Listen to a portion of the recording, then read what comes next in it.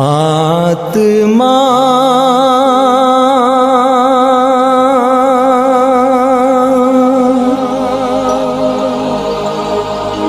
पावनात्मा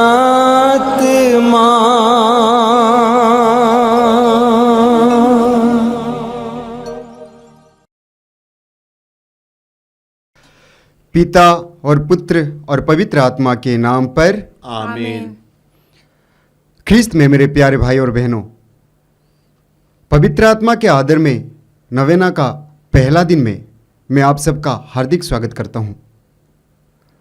प्रभु का वचन कहता है कुरिन्थियों के नाम संत पौलुस का पहला पत्र अध्याय 6 पद संख्या 19 में, क्या आप लोग यह नहीं जानते कि आपका शरीर पवित्र आत्मा का मंदिर है और वह आप में निवास करता है और आपको ईश्वर से प्राप्त हुआ है। हमारा शरीर जो है पवित्र आत्मा का मंदिर है। पवित्र आत्मा हमारे शरीर में निवास करता है। लेकिन सवाल उठता है, क्या मैं अपने शरीर को पवित्र बनाए रखता हूं? बहुत सारे भाई बहन हैं जो अपने शरीर का ख्याल नहीं रखते। मुझे लगता है आज प्रभु हमें और एक अवसर प्रदान किया है अपने शरीर के बारे में मनन चिंतन करने के लिए। आइए हम अपने शरीर में जो भी कमजोरियां हैं, आज तक अगर हम अपने शरीर का ख्याल नहीं रखा है तो आज से अपने शरीर का ख्याल रखें, अपने आप को पवित्र बनाएं, ताकि सचमुच हम पवित्र आत्मा के मंदिर बने और पवित्र आत्मा हमारे शरीर में निवास करे, हम में निवास करे।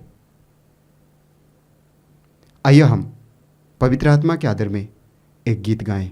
आओ हे पावन आत्मा,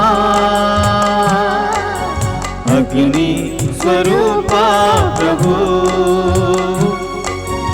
आओ हे पावन आत्मा, अग्नि स्वरूपा प्रभु। आकर हमारे मन को कर दे उजाला प्रभु। आकर हमारे मन को कर दे उजाला प्रभु। आओ हे पावन आत्मा, अग्नि स्वरूपा प्रभु। आओ हे पावन आत्मा, अग्नि स्वरूपा प्रभु। अग्नि स्वरूपा प्रभु। अग्नि स्वरूपा प्रभु। कृपया आप लोग मेरे पीछे दोहराइएगा। हे प्यारे यीशु, हे प्यारे यीशु, तूने कहा है यदि कोई प्यासा हो यदि कोई प्यासा हो तो वो मेरे पास आए तो वो मेरे पास आए और अपनी प्यास बुझाए। और अपनी प्यास बुझाए। हे प्रभु, हे प्रभु, हम तेरे सबसे उत्तम वरदान हम तेरे सबसे उत्तम वरदान पवित्र आत्मा के लिए पवित्र आत्मा के लिए भूखे और प्यासे हैं। भूखे और प्यासे हैं। हमें पवित्र आत्मा के फल हमें पवित्र आत्मा के फल प्रेम, प्रेम, आनंद, आनंद, शांति, शांति, सहनशीलता, सहनशीलता, मिलनसारी, दयालुता, ईमानदारी, सौम्यता और संयम से भर दे, जिससे हम तेरी इच्छा एवं योजना के अनुसार उत्तम एवं पवित्र जीवन जी सके। हे प्रभु, हमें पवित्र आत्मा के 7 वरदान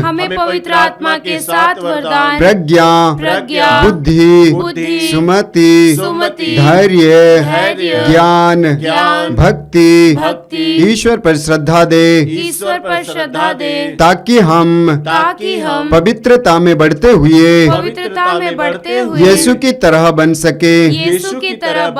हे प्रभु, हमें पवित्र आत्मा द्वारा प्रदत्त करिश्माई दान, प्रज्ञा के शब्द के शब्द, ज्ञान के शब्द, ज्ञान के शब्द, विश्वास, विश्वास, चंगाई, चंगाई, भविष्यवाणी, भविष्यवाणी, आत्माओं की परख, आत्माओं की परख, अनोखी भाषा, अनोखी भाषा, भाषाओं की व्याख्या प्रदान कर, भाषाओं की व्याख्या प्रदान कर, जिससे हम तेरे एवं सुसमाचार के तेरे एवं सुसमाचार के सुयोग्य साक्षी बन सके। सुयोग्य साक्षी बन सके। आमेन। आमीन।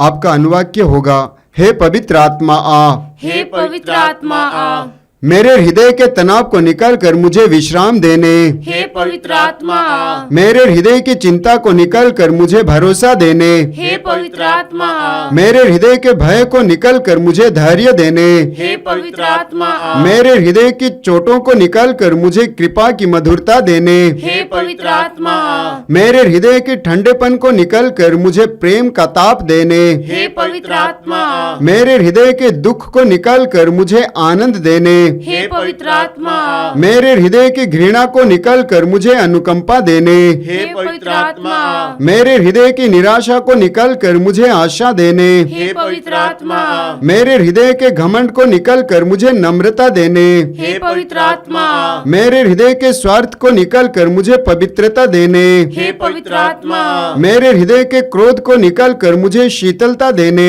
हे पवित्र आत्मा आ, मेरे हृदय के असत्य को निकाल कर मुझे सत्य देने, हे पवित्र आत्मा आ, मेरे हृदय के आलस्य को निकाल कर मुझे उत्साह देने। हे पवित्र आत्मा आ।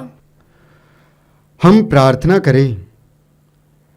हे स्वर्गीय पिता, तूने कहा है, मैं तुम्हें अपना आत्मा प्रदान करूंगा और तुम में जीवन आ जाएगा। हम तुझसे प्रार्थना करते हैं कि तेरे पुत्र की प्रतिज्ञा के अनुसार हमें पवित्र आत्मा प्रदान कर, हमारी निर्जीवता दूर कर और हम में नया उत्साह भर दे। हम यह प्रार्थना करते हैं हमारे प्रभु ख्रीस्त के द्वारा। आमीन। हे हमारे पिता जो स्वर्ग में है, तेरा नाम पवित्र माना जाए, तेरा राज्य आवे, तेरी इच्छा जैसे स्वर्ग में है वैसे इस पृथ्वी पर भी पूरी हो। हमारा प्रतिदिन का आहार आज हमें दे और हमारे अपराध हमें क्षमा कर, जैसे हम भी अपने अपराधियों को क्षमा करते हैं, और हमें परीक्षा में न डाल परंतु बुराई से बचा। आमीन।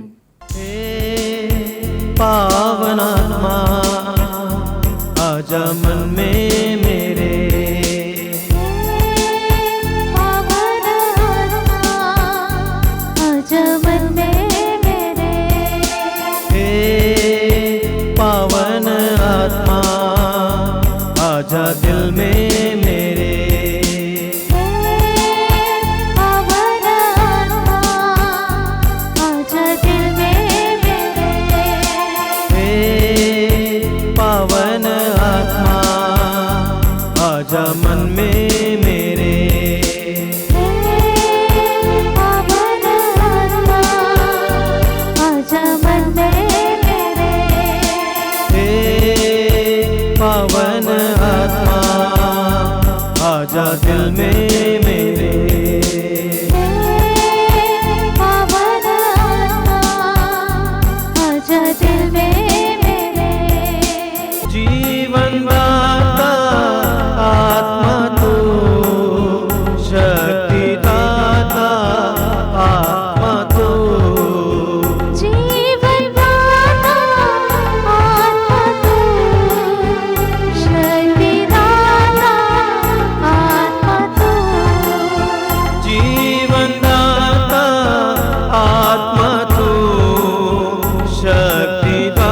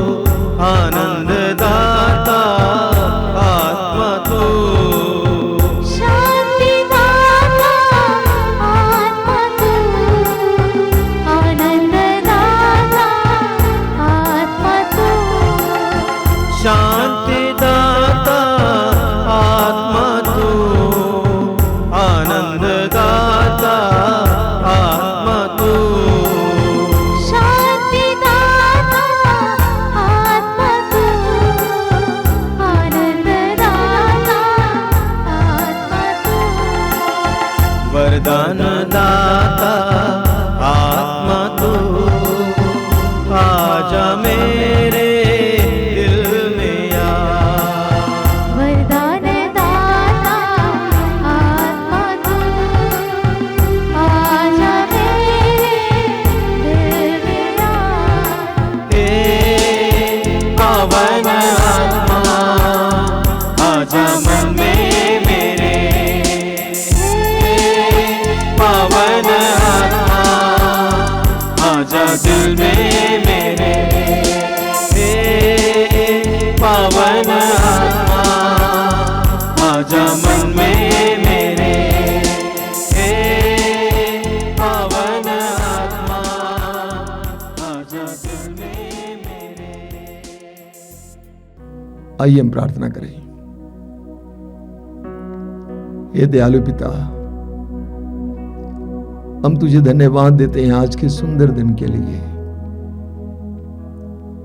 इस पवित्र समय के लिए धन्यवाद देते हैं। तेरे पुत्र यीशु के वरदान के लिए धन्यवाद देते हैं। पवित्र आत्मा के महान वरदान के लिए धन्यवाद देते हैं। हे पिता, तूने कहा मैं तुम्हें अपना आत्मा प्रदान करूंगा और तुम में जीवन आ जाएगा। तेरा आत्मा हमें जीवन प्रदान करता है, हमारे जीवन को बढ़ाता है। ये दयालु पिता, इस नोवेना के द्वारा हमें पवित्र आत्मा का अभिषेक देना, हमारी बुद्धि को खोलना, हमारे मन और हृदय को खोलना, हमारे शरीरों में तेरे आत्मा का अभिषेक भरना। धन्यवाद पिता, तेरी स्तुति, तेरी महिमा, तेरी आराधना।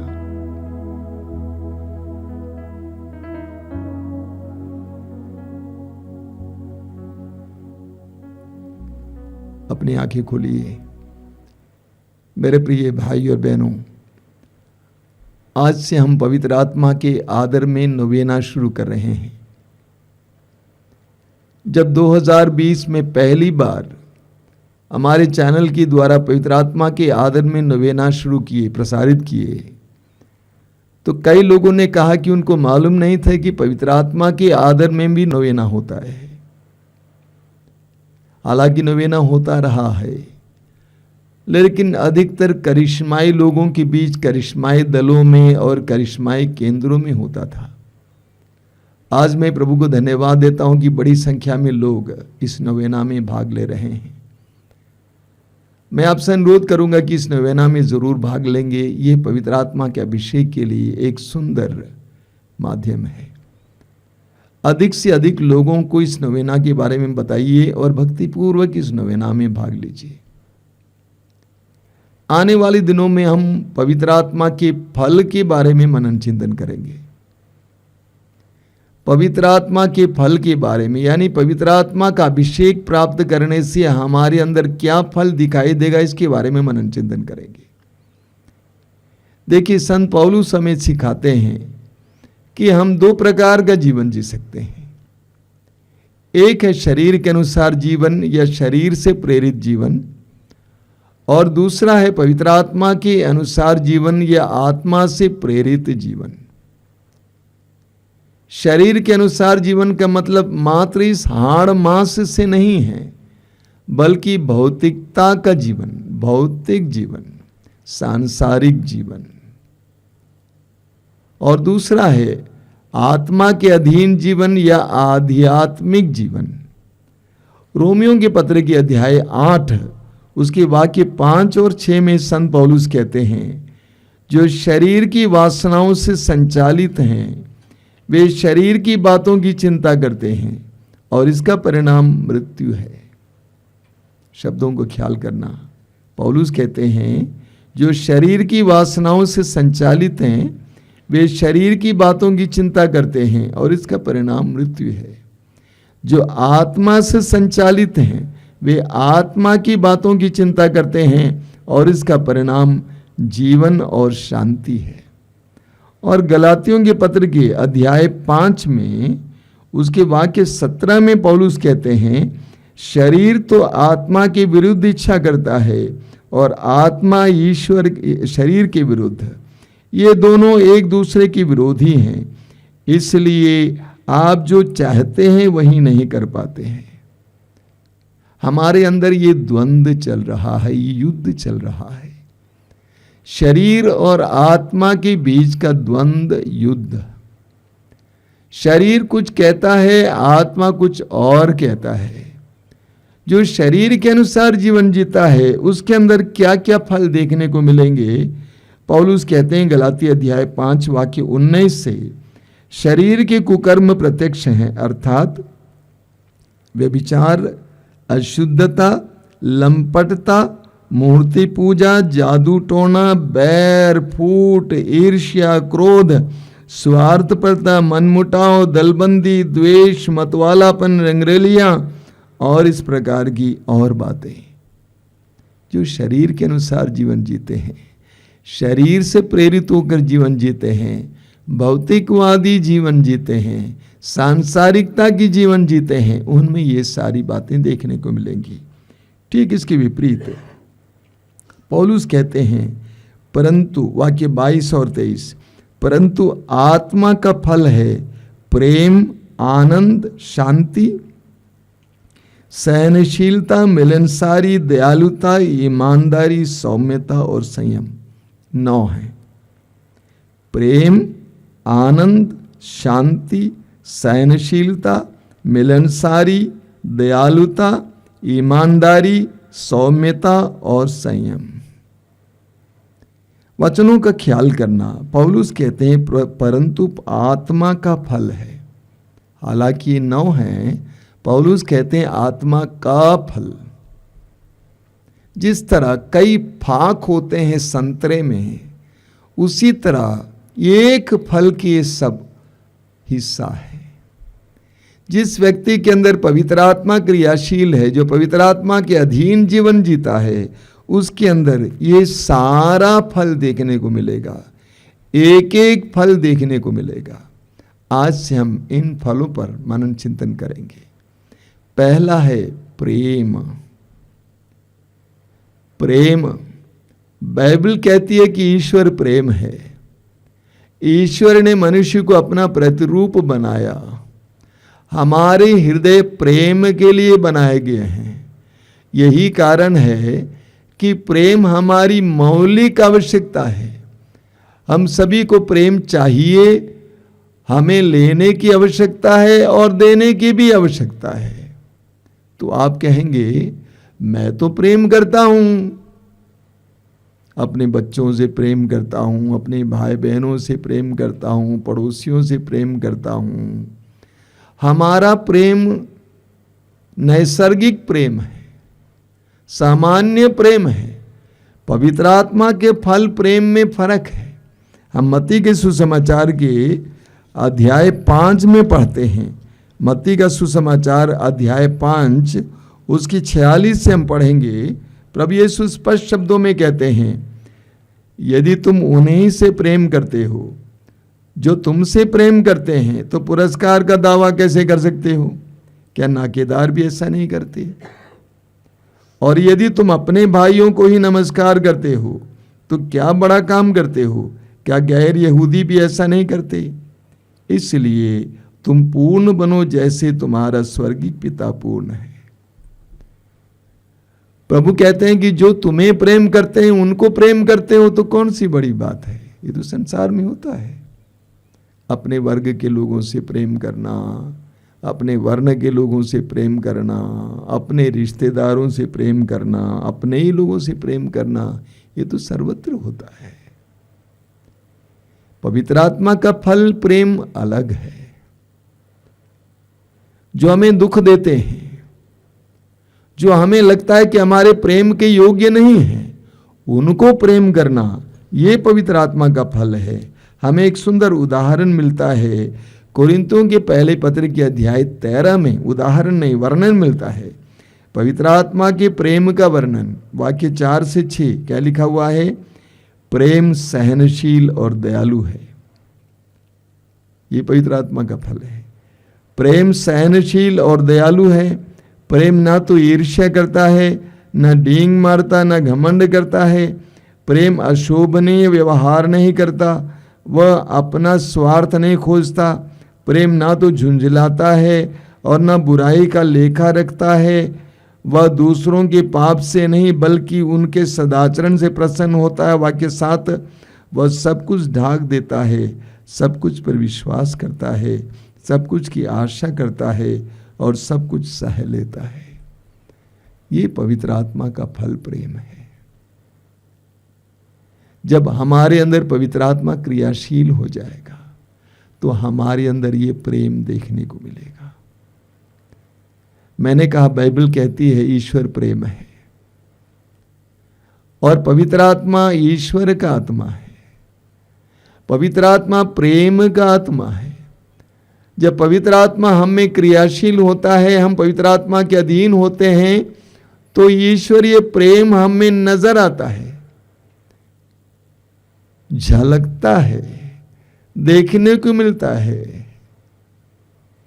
हम में से कई लोग बहुत स्वार्थी हैं, केवल अपने बारे में सोचते हैं। यहां तक कि विवाहित लोग, पारिवारिक लोग, लोक धर्मी, धर्म समाजी, पुरोहित, हम में से कई लोग बहुत स्वार्थी होते हैं, अपने ही बारे में सोचते हैं, अपनी आवश्यकताओं के बारे में, अपनी खुशी के बारे में, अपनी प्रसन्नता के बारे में, अपने ही बारे में सोचते हैं।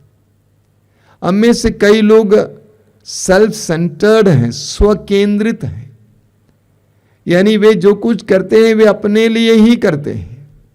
यहां तक कि सेवा भी अपने ही लाभ के लिए करते हैं। स्वकेंद्रित, वे सब कुछ के केंद्र बनना चाहते हैं, स्वकेंद्रित हैं।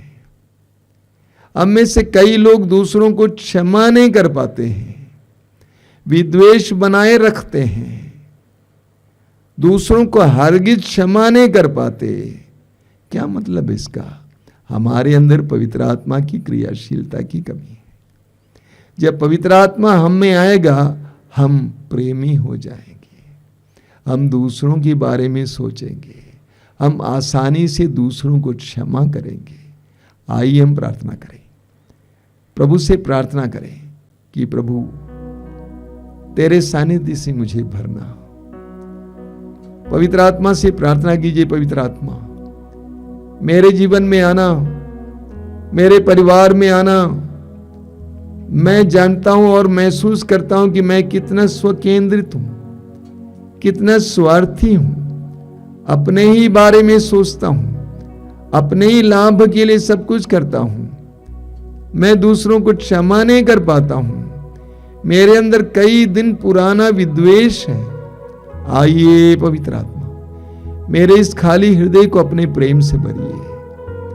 आइए पवित्र आत्मा मेरे हृदय को मांस का हृदय बनाइए। इस पत्थर के हृदय को निकालकर मांस का हृदय बनाइए। आइए पवित्र आत्मा, आइए पवित्र आत्मा। पवित्र आत्मा से प्रार्थना कीजिए, पवित्र आत्मा से प्रार्थना कीजिए कि वह हमें प्रेम से भर दे, ताकि हमारे हृदय से प्रेम बहे। रोमियों के पत्र के अध्याय 5 वाक्य 5 में हम पढ़ते हैं, पवित्र आत्मा के द्वारा ईश्वर का प्रेम हम में उमड़ रहा है। पवित्र आत्मा के द्वारा हमें ईश्वर का प्रेम मिले। आमीन। आओ हे पावन आत्मा, अग्नि स्वरूपा प्रभु। आओ हे पावन आत्मा, अग्नि स्वरूपा प्रभु। आकर हमारे मन को कर दे उजाला प्रभु। आकर हमारे मन को कर दे उजाला प्रभु।